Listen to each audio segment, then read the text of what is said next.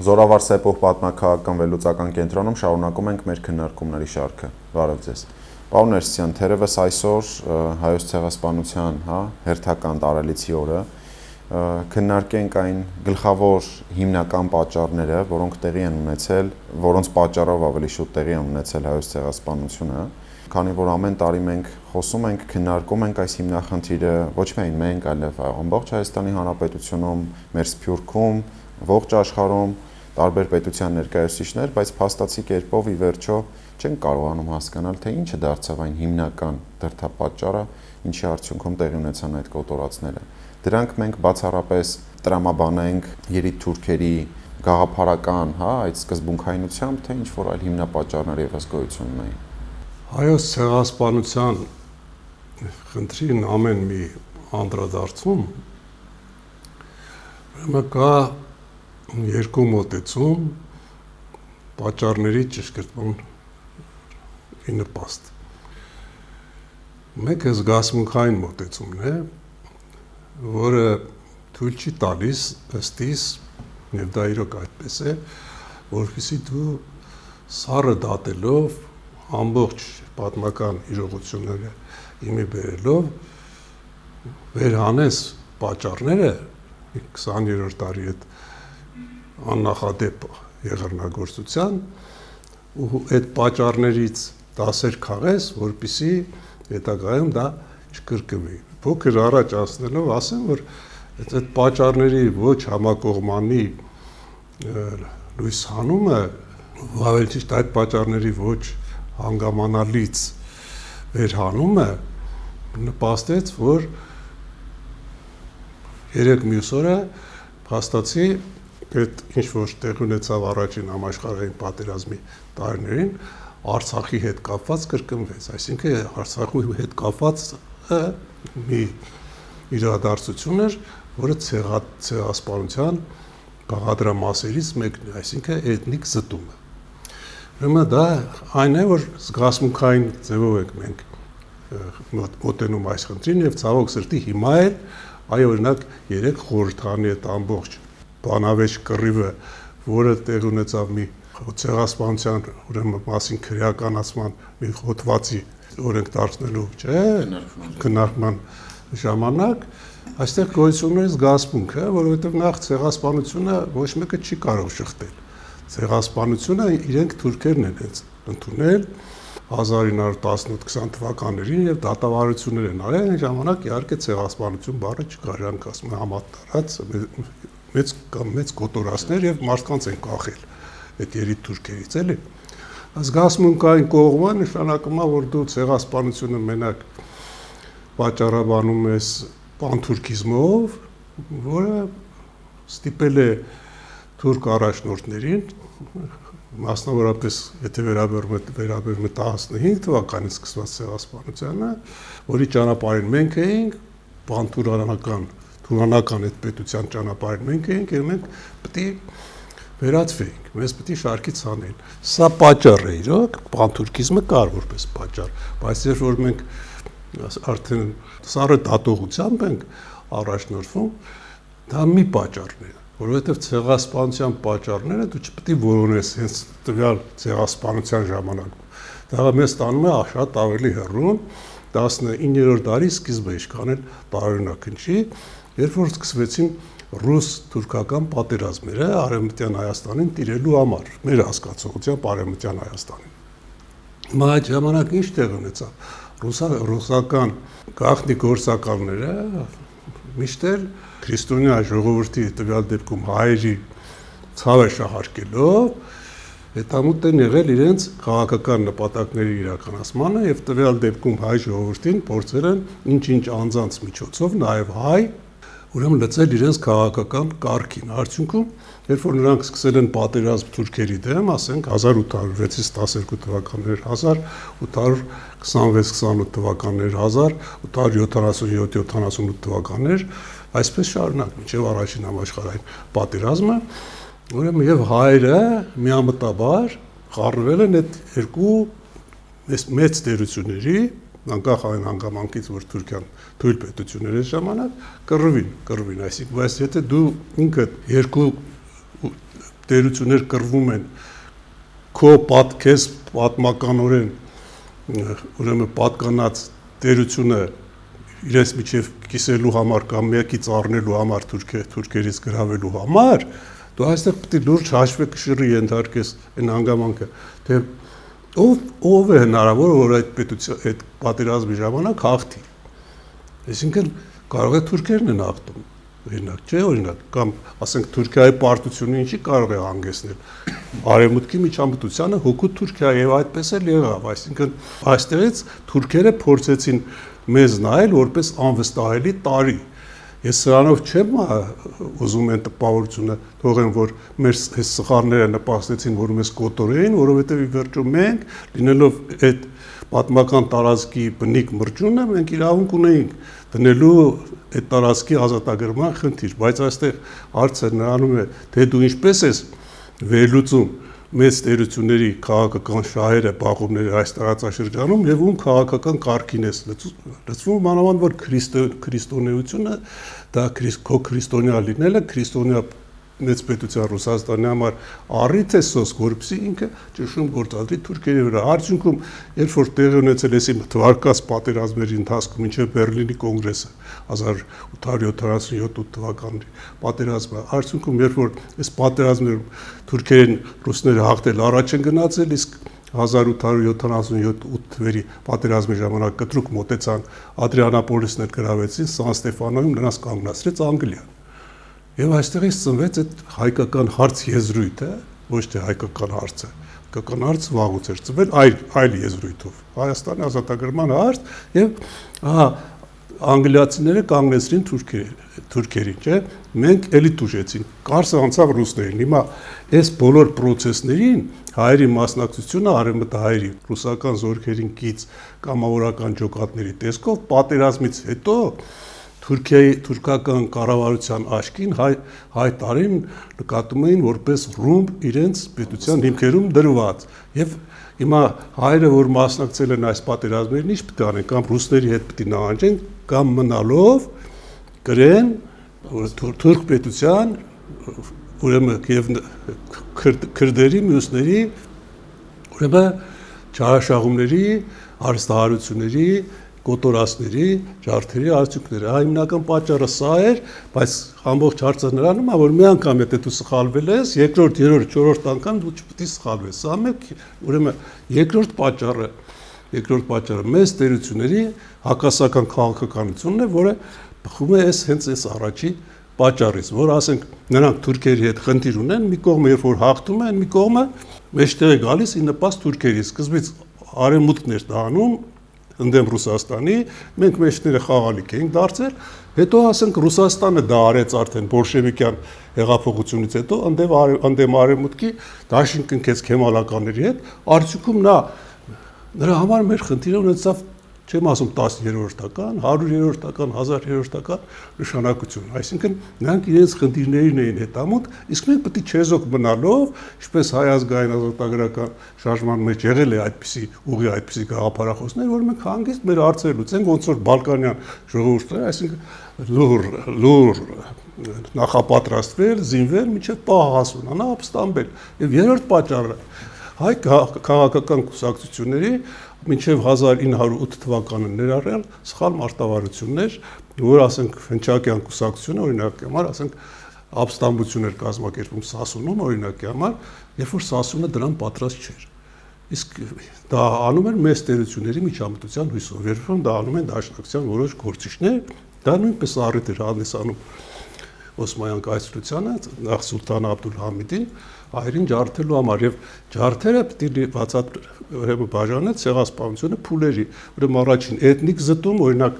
1828-29 թվականների ռուս-թուրքական պատերազմից հետո երբ ռուսները հետ նահանջեցին, թողեցին Էրզրումը 30,000 հայ Էրզրումի նահանգից, բուն Էրզրումից Կարապետ Եսայանին, որին հիմա Ախրքյալակում սրբի պես պաշտում եմ, իրենց հոգևոր առաջնորդ Կարապետ Եսայանի գլխավորությամբ եպիսկոպոս Եսայանի, ուրեմն ռուսական զորքերի հետ գաղթեցին դեպի Ախրքյալակի, Ծալկայի, Ախալցխայի շրջանները, հիմիկվա այդտեղի բնակիչները նրանց հետնորդներն են։ Այսինքն Էրզրումը ենթարկվեց էթնիկ զտման։ Տեսնում եք, այստեղից է գալիս։ Երկրորդ արդեն գալիս է մասսայական ջարդեր Աբդուլհամիդի ժամանակ, երբ որ էլի մեծ տերությունները մեջտեղ գցեցին հայոց բարենորոգումների խնդիրը, թուրքերը բարենորոգումները արեցին թուրքական ձևով եւ 300,000 հայ կոտորեցին 95-96 թվերին, այդքան էլ դարձավ գաղթական։ Արդ երկրորդը, իսկ երրորդը արդեն դրվեց ցեղասպանության առհասարակ ժողովրդին վերացնելու հարցը, որը իրականացրեց Թալիատ Էնվեր Ջեմալ Տրիումվիրատը։ Շատ հաճախ ցեղասպանության մասին խոսելիս այսպիսի լեգիտիմ հարց է առաջանում մեր հասարակության տարբեր շերտերի մոտ, երբ որ մենք տեսնում ենք բազմապիսի նկարներ, ֆոտոպատկերներ, մի քանի թուրք, զինվորների, ովքեր որ բազմահազարանոց հայերի խումբ են ուղղորդում դեպի անապատ կամ ինչ-որ X նշանակության վայր, եւ այստեղ հարց է առաջանում, արդյոք հնարավոր չէր այդ ժամանակ պայքարել, օրինակ, միգուցե հազարներից 100-ը զոհվեին, բայց մնացածը փրկվեին։ Այսինքն այստեղ մենք կարող ենք խոսել այն մասին, որ մեզ ոչ միայն զինաթափեցին նախքան ցեղասպանության իրականացումը, այլ նաեւ բարոյահոգեբանորեն կոտրեցին, ինչի արդյունքում էլ դա տեղի ունեցավ։ Տեսեք, ձեր հարցը շատ նուրբ վերլուծություն պահանջող հարց է, եւ այդ հարցի ենթատեքստում կա ճշմարտություն։ Ընկած, որովհետեւ մենք վախենում ենք խոստովանել, ինչպես որ շատ հարցեր։ Իսկ այն պետությունը, ներողություն, իսկ այն ժողովուրդը, որը չի խոստովանում իր սխալները, չի բացահայտում, չի ասում, այստեղ էլ մենք սխալ էինք, այդ սխալները կշարունակի, սա պարզ դասագրքային ճշմարտություն է։ Այդպես իրոք եղել է, էլի։ Մենք մասսայաբար գնացել են կոտորածի, ասենք քահանան կամ եպիսկոպոսը, նույնիսկ Մշոտ դաշտում Վարդան Հակոբյանի նման հեղափոխական հոգևորական այդ Մշոտ դաշտի տարոնի առաջնորդ ինքը պառակտեց ուժերին,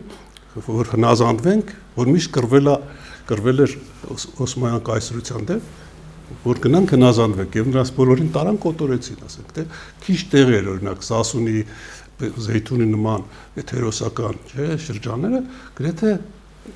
Զեյթունն առհասարակ փոշիացրեցին դեռևս 14 թվականի աշնանը,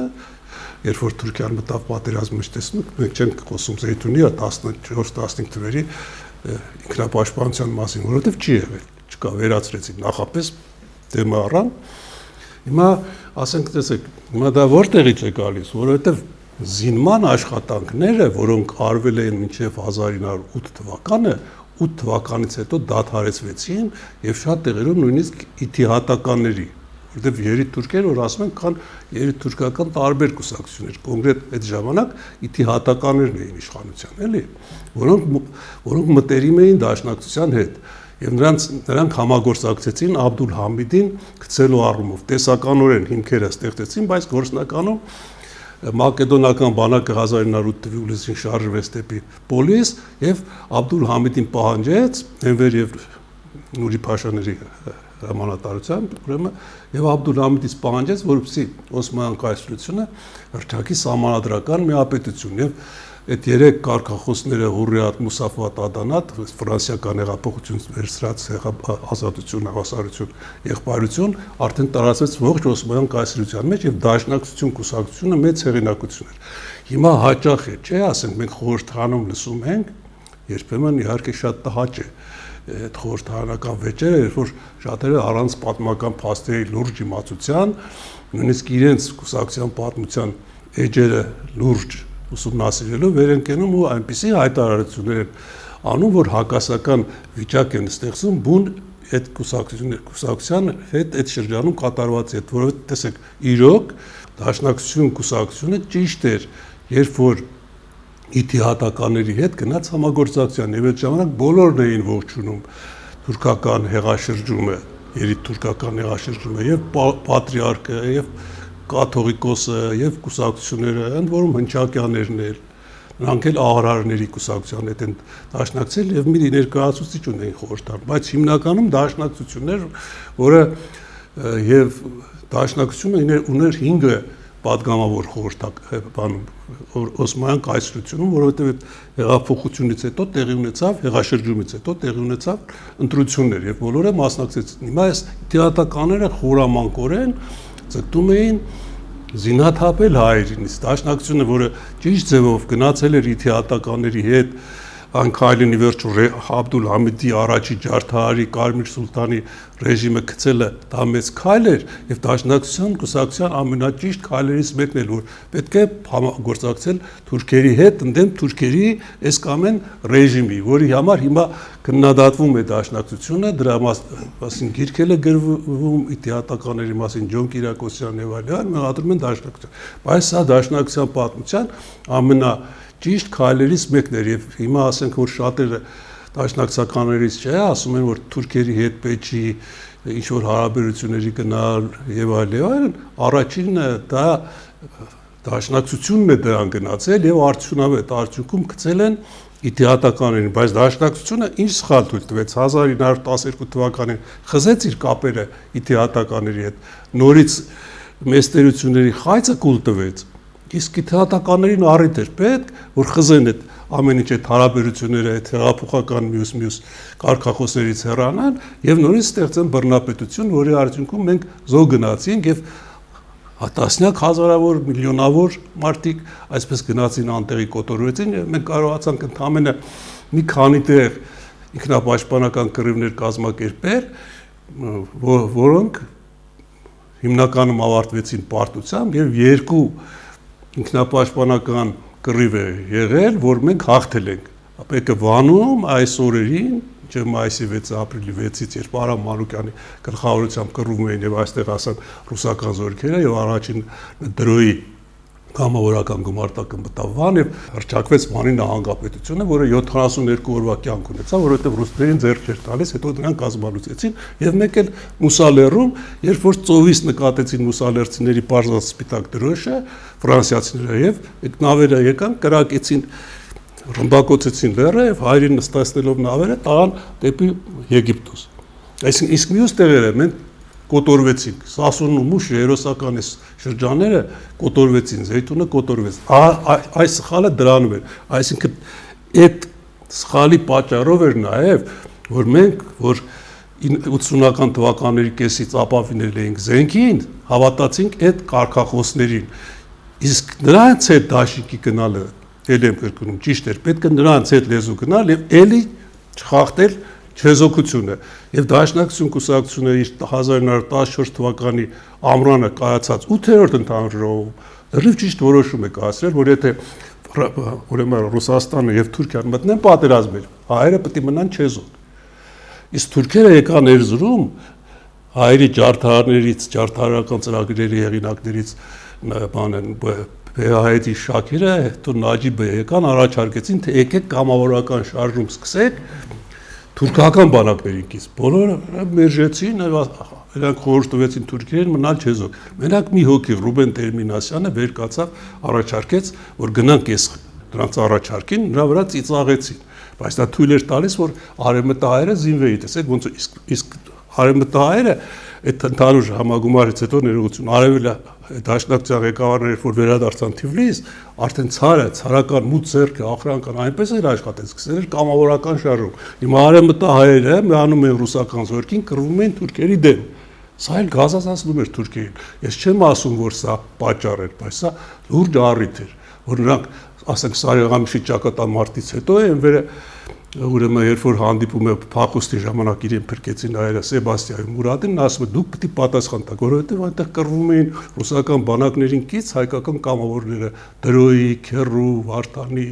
մյուսների գլխավորությամբ։ Այստեղ եւս մեկ շատ կարևոր հարցի եմ ուզում անդրադառնանք, մոտ օրերս իշխանական падգամավորներից մեկը, որի անունը այդքան էլ էական չէ, մի այսպիսի հետաքրքիր գաղափար էր առաջ քաշում եւ ներկայացնում ժամանակակից հեղափոխական դաշնակցությանը։ Նա նշում էր, որ եթե այս պահին ընդդիմությունը, հատկապես հեղափոխական դաշնակցությունը իրենց համարում է ոչ հայանպաստ գործունեություն ծավալող քաղաքական ուժ, ապա այդ դեպքում ինչպես է ստացվում, որ առաջին հանրապետության տարիներին մենք տեսնում ենք ՀՀԴ հիմնադիր հայրերի կողմից էական համագործակցություն թուրքական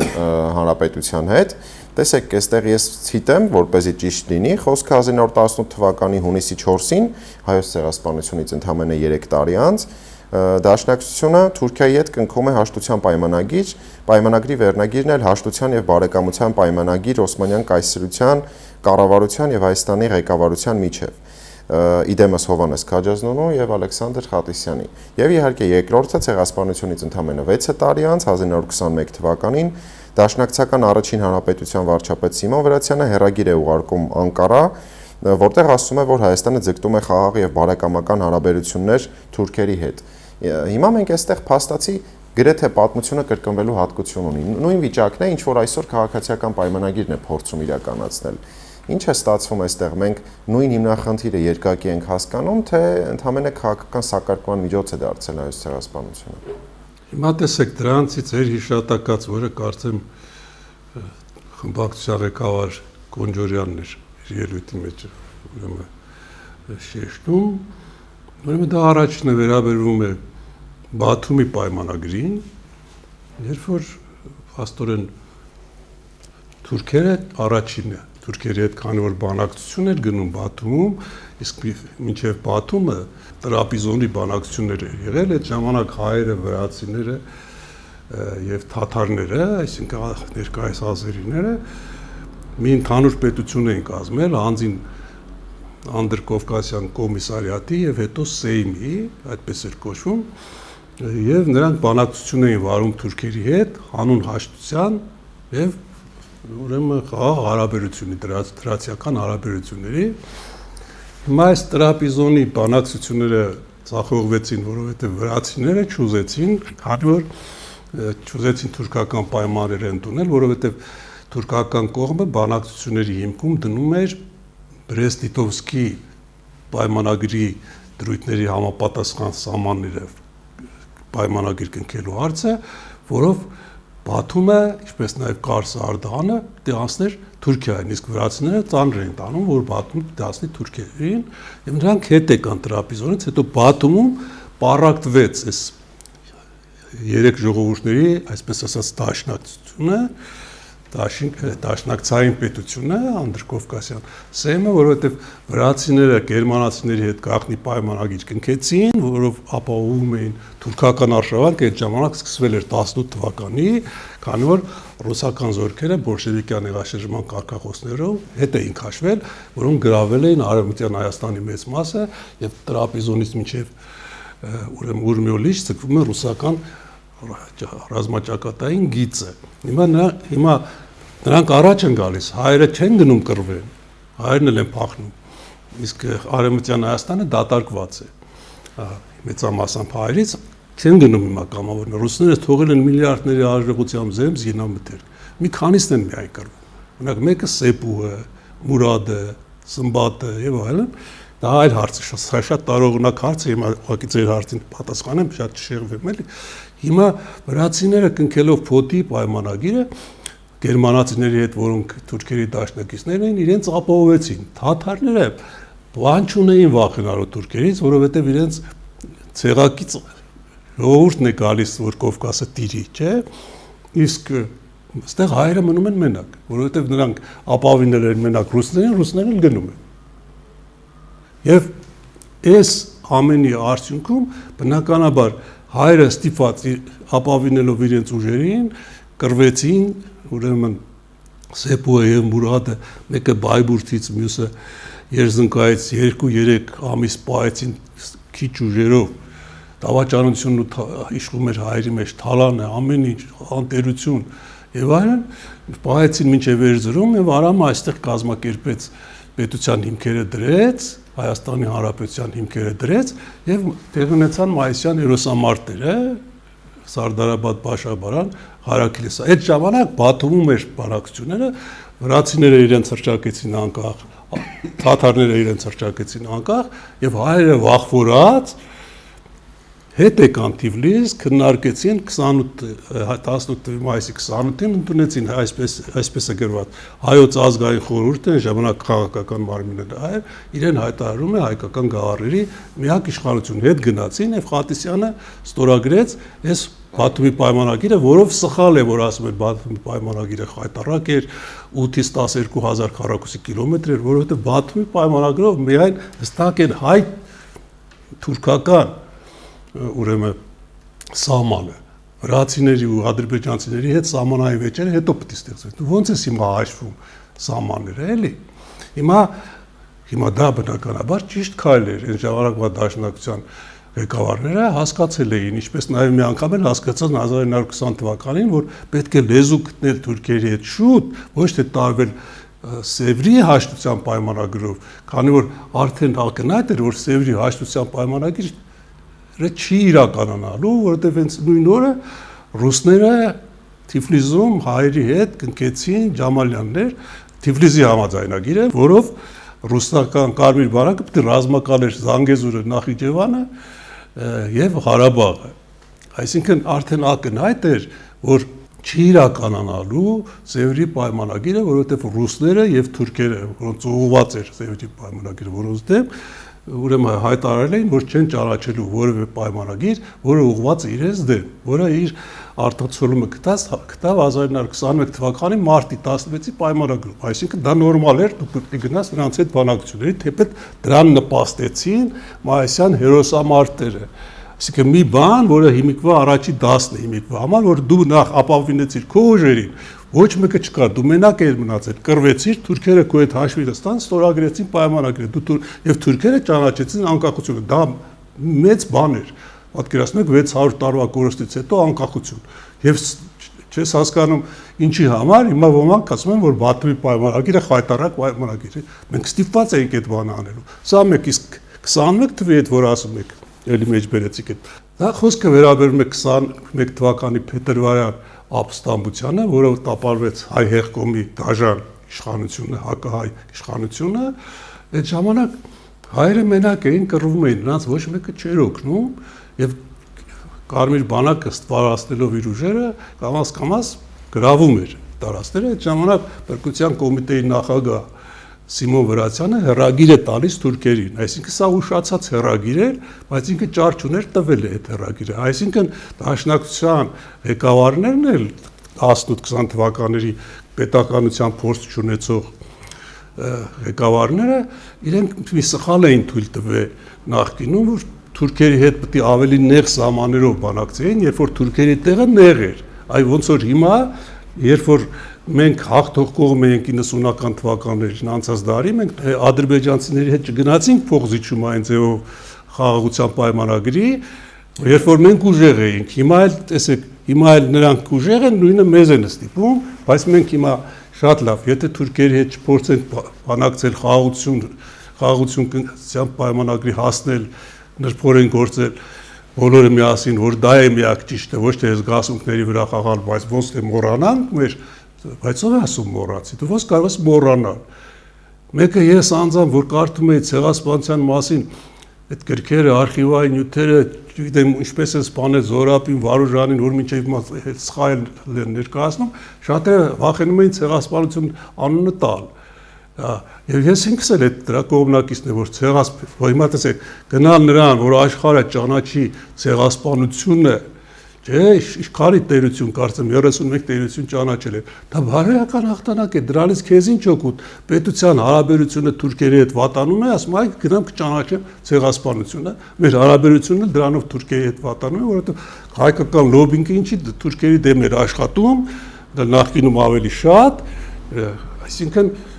որ թուրքերը, որ ասեք ԱՄՆ-ի նախագահը արտաբերի ցեղասպանություն բառը, Բայդենը արտաբերեց, թեպետ որ երեք կարծեմ խորհրդարանում այդ կռիվների ժամանակ նաև բացահայտվեց մի տեսանյութ, որ Սերժ Սարգսյանը դիմել է, չէ, ինչի Բայդենը ԱՄՆ-ը ինչի նախագահան չի արտաբերել, չէ, դա բանի ժամանակ չէր, ժամանակ Բայդենը փոխնախագահն էր, նա ասում է, որ Սերժ Սարգսյանն է խնդրել, որովհետև Սերժ Սարգսյանն էլ էր ուզում, Սերժ Սարգսյանն էլ էր ուզում, այդ ժամանակ ֆուտբոլային դիվանագիտություն էր, չէ, որ թուրքերի հետ աշխատենք, այսինքն թուրքերի հետ բանակցելը, որը հրանտինքը, չէ, ի վերջո ինչի սպանվեց հրանտինքը։ Հրանտինքը ավելի խորը բան էր ասում, խորքային, որ մենք չհասկացանք, հիմա այլ Կարո Փայլյանն է ասում, որին սկսել են հայերը զգացմունքներով առաջնորդողները, էլի։ Ասենք ճիշտ է, Սփյուռքը ինչ որտեղ մխիթարվում էր դրանով, որ Հայաստանի Հանրապետությունը, որտեղ Սփյուռքը գենոցիդի հետևանք է, չէ, Հայաստանի, ասենք Հանրապետությունը հիմա իր արտաքին քաղաքականությունից հանել է ցեղասպանության միջազգային խնդրի հարցը, որը Լևոն Տեր-Պետրոսյանի ժամանակ էլ այդպես էր։ դա ավելի երկրորդական էր։ Հիմա ուզում եմ ասել, որ եթե դու ցկտում ես նրանց հետ հարաբերությունների, դու գիտես քո ցավը, դու մի շնորհակալություն հայտնի ինչ-որ տերության, որ ճանաչել է ցեղասպանություն, դա իր գործն է, դու թուրքերի հետ առանձին պետք է աշխատես, նրա հետ առանձին հարաբերություններ ստեղծես, որովհետև եթե դու չես փոխել ժողովրդագրական պատկերը հոգուտ հայոց, որը անհնար է, այսինքն բուն արևմտյան Հայաստանը նորից հայկական դարձնեն, այնտեղ քրդեր են, դու ինչպես ես հետ վերցնելու։ Խնդրեմ, եթե ունես հնարավորություն զենքով այդ բոլորը հետ բերելու, գնա բեր, ում ես սպասում։ Դրա համար մնացածը էժան կարող է ոմանց համար ինչու՞ չէ,